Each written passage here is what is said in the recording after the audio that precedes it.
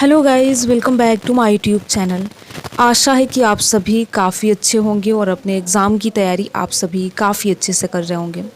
आज का ये वीडियो बहुत ही ज़्यादा इम्पॉर्टेंट है। अगर आप किसी भी प्रतियोगी एग्ज़ाम की तैयारी करते हो तो आप इस वीडियो को देख सकते हैं।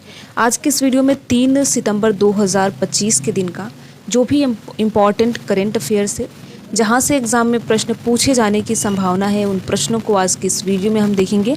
तो ये वीडियो देखिए बहुत ही ज़्यादा इंपॉर्टेंट रहने वाला है। अगर आप किसी भी प्रतियोगी एग्ज़ाम की तैयारी करते हो तो आप इस वीडियो को देख सकते हैं। तो चलिए एक नज़र हम डाल लेते हैं कि इस वीडियो में हम क्या देखेंगे।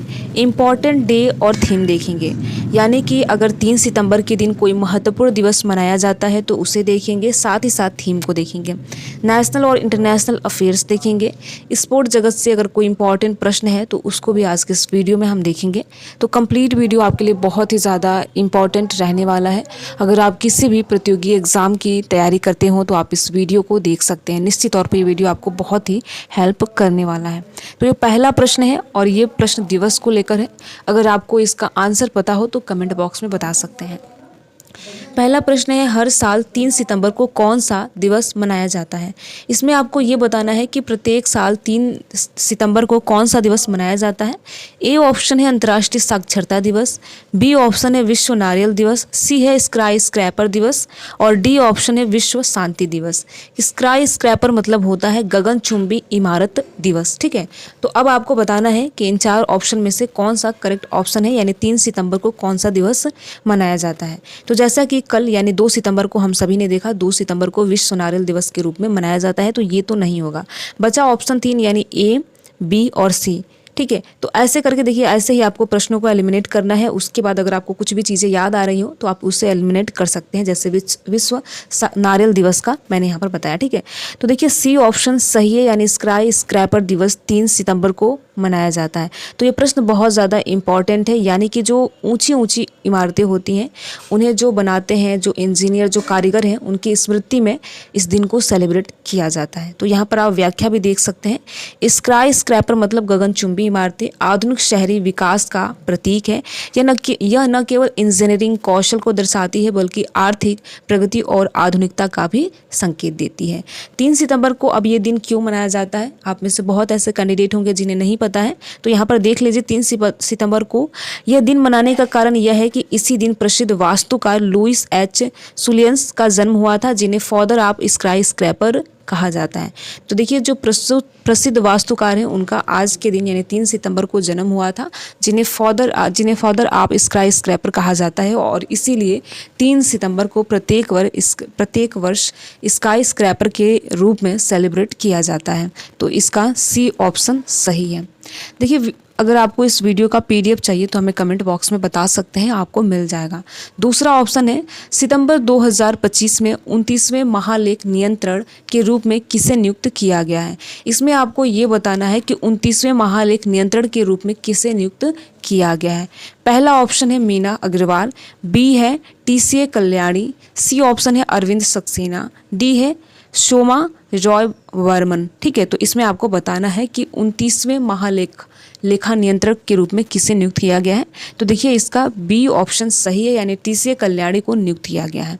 अब सरकार ने देखिए तत्काल प्रभाव से 29वें महालेखा नियंत्रक के रूप में टीसीए कल्याणी को नियुक्त किया है। 1 सितंबर 2025 को भारत सरकार ने 1991 बैच के भारतीय सिविल सेवा लेखा अधिकारी टीसीए कल्याणी को तत्काल प्रभाव से व्यय विभाग वित्त मंत्रालय में 29वां महालेख नियंत्रण नियुक्त किया है। ठीक है, तो ये बहुत ज़्यादा इंपॉर्टेंट है। इनका नाम टीसीए कल्याणी है, जो कि ये क्या है, 1991 बैच के भारतीय सिविल लेखा सेवा के ये उच्च अधिकारी हैं। तो आप याद रखेंगे 29वें महालेखा नियंत्रक के रूप में टीसीए कल्याणी को नियुक्त किया गया है। तो इस प्रकार इसका बी ऑप्शन सही है।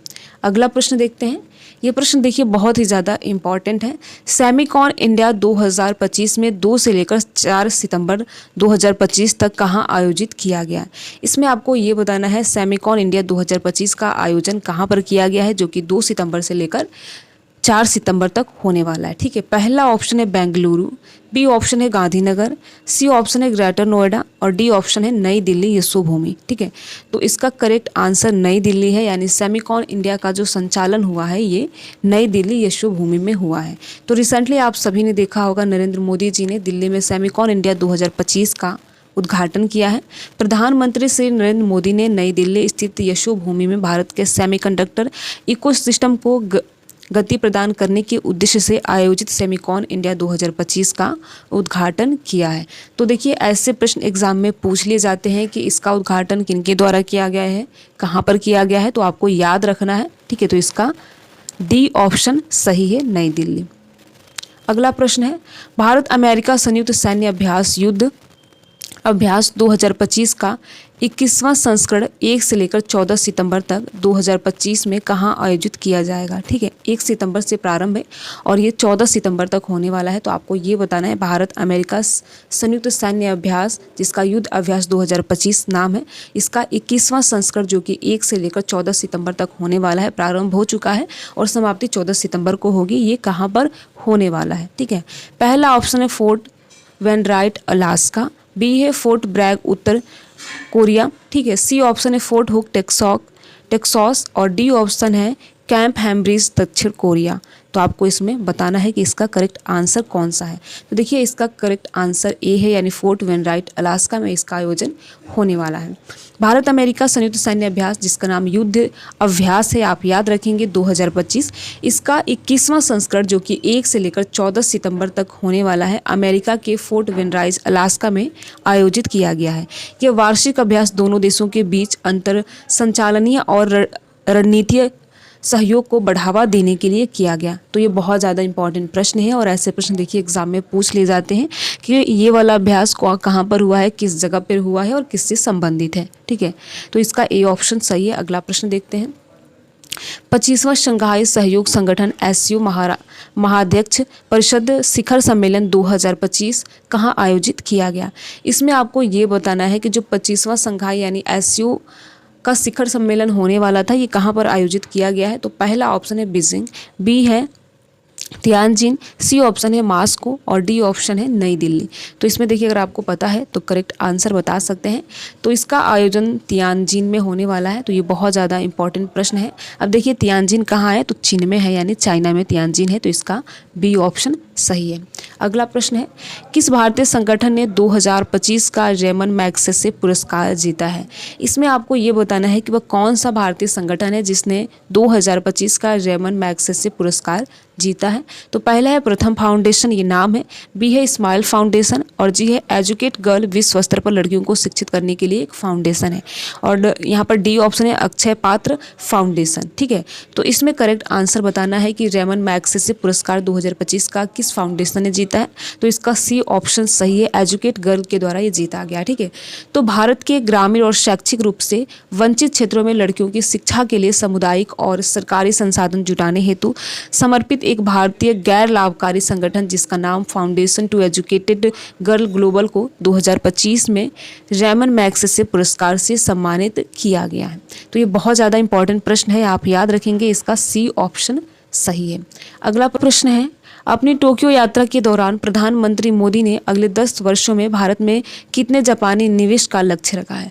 रिसेंटली आप सभी ने देखा होगा हमारे देश के प्रधानमंत्री टोक्यो विजिट पे गए थे। तो अब इसमें आपको ये बताना है कि अभी जब हाल ही फिलहाल में नरेंद्र मोदी जी गए थे, यानी हमारे देश के प्रधानमंत्री जब टोक्यो विजिट पे गए थे, तो 10 वर्षों में जापानी कितने निवेश का यहाँ पर लक्ष्य रखा गया है। पहला ऑप्शन है 5 ट्रिलियन येन, बी है 7 ट्रिलियन येन, सी है 8 ट्रिलियन येन और यहाँ पर डी ऑप्शन है 10 ट्रिलियन येन। तो इसमें आपको करेक्ट आंसर बताना है। तो देखिए इसका ऑप्शन डी सही है, यानी 10 ट्रिलियन येन। जापान ने एक दशक में भारत में 10 ट्रिलियन येन लगभग 60,000 करोड़ का निवेश लक्ष्य रखा, जो दोनों पक्षों के लिए कई बड़े समझौते पर हस्ताक्षर किए, जिसमें रक्षा संबंधों की रूपरेखा और आर्थिक साझेदारी को व्यापक रूप से बढ़ावा देने के लिए 10 वर्षीय रोड मैप शामिल है। तो आप याद रखेंगे कि इसका डी ऑप्शन सही है। अगला प्रश्न देखते हैं और इस वीडियो का आखिरी प्रश्न देखते हैं, साथ ही साथ बहुत ही इंपॉर्टेंट प्रश्न है। प्रधानमंत्री नरेंद्र मोदी 29 अगस्त से 1 सितंबर 2025 तक 2 देशों का दौरा किया उन्होंने, और वो दोनों देश कौन सा है, यानी वो दोनों देश कौन सा है, ये यहाँ पर पूछा गया है। पहला है जापान और दक्षिण कोरिया, बी है जापान और चीन, सी है चीन और रूस, और डी ऑप्शन है दक्षिण कोरिया और वियतनाम। तो इसमें आपको करेक्ट आंसर बताना है कि 29 अगस्त से लेकर 1 सितंबर तक हमारे देश के प्रधानमंत्री ने 2 देशों का दौरा किया, तो कौन सा 2 देश है। तो देखिए इसका बी ऑप्शन सही है, यानी जापान और चाइना का इन्होंने दौरा किया है। तो आप याद रखेंगे बी ऑप्शन सही है। तो देखिए यहाँ पर जो भी प्रश्न आपको बताए गए हैं बहुत ही ज़्यादा इंपॉर्टेंट प्रश्न है। अगर आप किसी भी प्रतियोगी एग्ज़ाम की तैयारी करती हैं तो आप इस वीडियो को देख सकते हैं। निश्चित तौर पर ये वीडियो आपके लिए बहुत ही महत्वपूर्ण होने वाला है। तो वीडियो कैसा लगा कमेंट बॉक्स में ज़रूर बताएं। अगर आप किसी भी प्रकार का वीडियो में सुधार चाहते हैं तो कमेंट बॉक्स के माध्यम से बता सकते हैं। वीडियो में लास्ट तक बने रहने के लिए आप सभी का बहुत बहुत धन्यवाद। अगर आपको ये वीडियो अच्छा लगा हो तो वीडियो को आप लाइक कर सकते हैं। लाइक करने के साथ साथ अपने यार दोस्त मित्र को भी शेयर कर सकते हैं। Thank you.